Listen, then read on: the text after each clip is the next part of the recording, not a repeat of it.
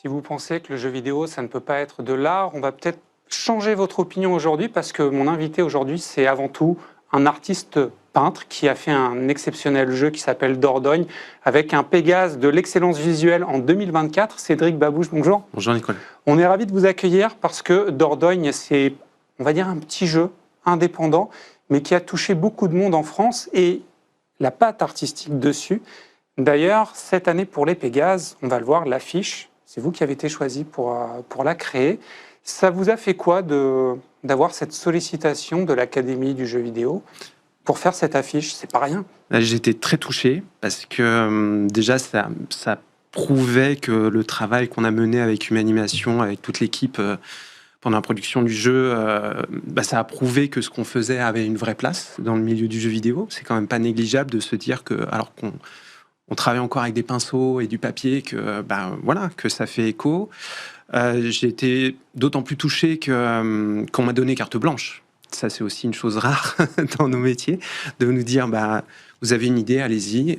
Et il s'avérait que la première idée que je proposais a été acceptée directement. Et ils étaient contents du résultat, puisqu'on a vu pas mal de retours positifs par rapport à ça. Et on va dire que la création qui les a amenés à vous solliciter, c'est Dordogne. Ouais. Dordogne, si vous deviez me le pitcher a posteriori, en 30 secondes, comment vous me présenteriez ce jeu avant qu'il ne soit créé pour me donner envie de le financer, par exemple? Alors, Dordogne, c'est l'histoire de Mimi, une jeune femme d'une trentaine d'années qui vient d'apprendre le décès de sa grand-mère, qui s'appelle Nora. Et cette grand-mère, elle ne l'a pas vue depuis 20 ans. Et un été dont elle ne se souvient plus. Et donc, elle décide de retourner dans la maison de sa grand-mère pour essayer de reconstruire ses souvenirs. Et au contact des objets, de la lumière, de quelques sensations, ça va la reprojeter dans ses souvenirs. Et donc, on va jouer des allers-retours entre le passé, lors de son dernier été avec sa grand-mère, et le présent. C'est un point and click, on pourrait le définir comme ça, dans l'esprit? Dans le gameplay, en tout cas? Oui et non, parce que en fait, non, on est vraiment en déplacement du personnage, donc on clique pas sur des zones, on déplace le personnage, mais c'est vrai que dans l'esprit, on se rapproche d'un point and click. Ouais. Comment elle est née, cette idée-là? Parce que, alors déjà, je vous poserai peut-être la question sur le scénario, parce que j'ai l'impression qu'il y a eu un changement de scénario, mais Mimi, son histoire, elle peut faire écho à certaines personnes. Moi, par exemple, je suis un garçon, c'est plutôt dans le nord de la France que j'ai mes souvenirs, mais certaines scènes ont fait écho. C'est-à-dire que ça a fait résonner des choses. Qui a inspiré cette histoire-là?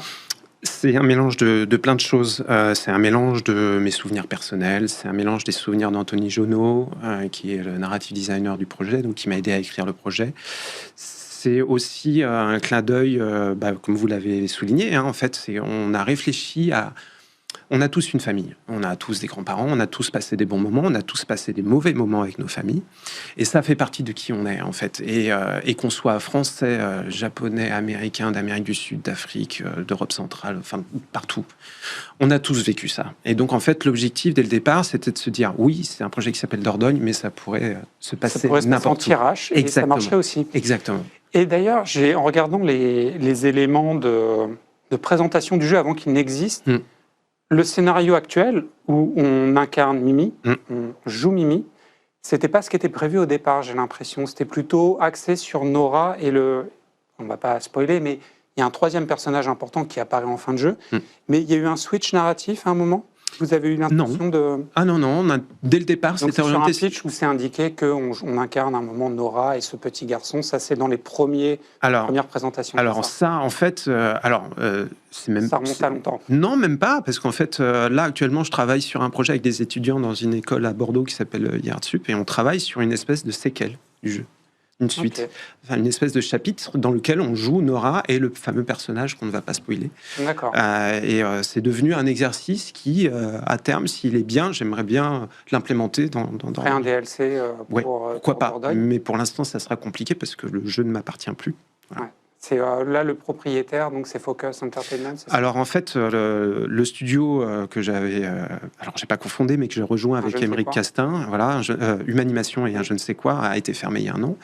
Malheureusement, 50% des droits appartiennent à Humanimation est parti un peu avec l'eau du bain lors de la liquidation, et les 50% appartiennent effectivement à Focus. Donc faut discuter avec eux. Voilà, il faut discuter pour, j'espère y arriver. Voilà.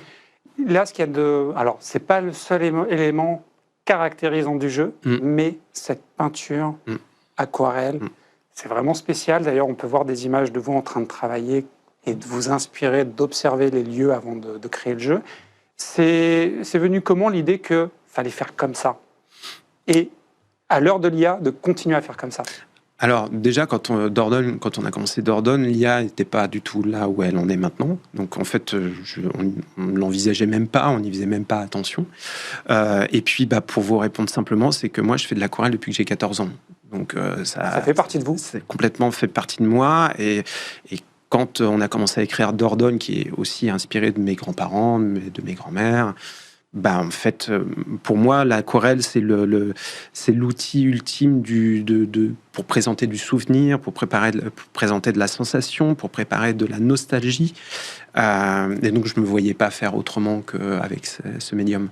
Et c'est peut-être la plus-value, la valeur ajoutée, l'élément distinguant qui fait que Dordogne, en fait, on s'en souvient encore aujourd'hui. Et on m'en parle encore beaucoup, et je reçois encore régulièrement via nos réseaux sociaux des messages d'admiration, pas forcément que sur l'aquarelle, mais sur justement les messages que véhicule le projet. Et effectivement, l'aquarelle a tout de suite été remarquée. On en a pas quand même plus de 200 pour le jeu. On a fait un gros travail. Un énorme travail. Et puis là, vous allez continuer, il y a ce même esprit peinture à l'aquarelle.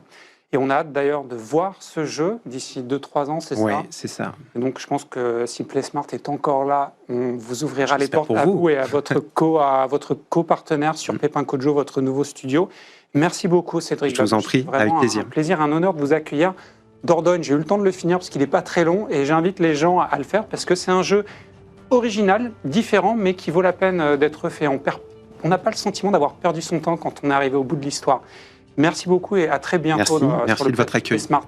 L'émission est déjà terminée. Merci à Sybille et à Léa qui étaient en régie, qui accompagnaient l'édition. Merci à Saïd au son et merci à Fabien à la réalisation. On se retrouve la semaine prochaine pour un nouvel épisode.